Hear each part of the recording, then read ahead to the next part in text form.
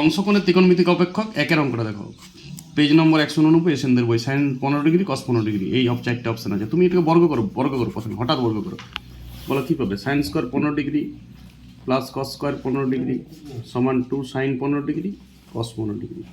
আরে ত্রিকোণমিতি প্রায় শেষ, এপ্রিলের 1 থেকে কোশ্চেন উইন করব, উপায় নেই। এ স্কোয়ার প্লাস বি স্কোয়ার সমান কত? 1, আর 2 সাইন 15 কস 15 মানে কত? Sine 2 theta.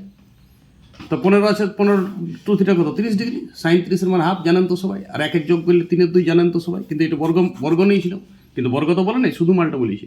তারপর বর্গমূল করে দাও, তাহলে √3/√2 অপশন ডি।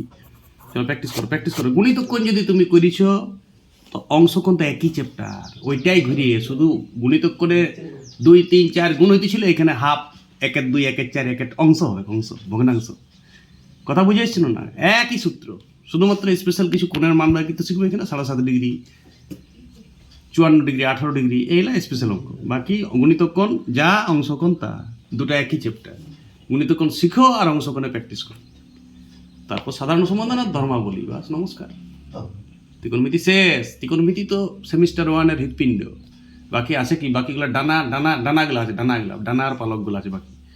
সেমিস্টার 1 আর কিছু নাই। সেমিস্টার 1 অঙ্ক এসেন্সের শেষ। মাধ্যমিকের রেজাল্ট বেরার আগে টেস্ট এইটা শেষ হয়ে যাবে, কি বলে, প্রশ্ন বিচিত্রটা অর্ধেক শেষ হয়ে যাবে। অর্ধেক একবার অঙ্কটা রিপিট হবে, কিন্তু দুবার করব। ওকে।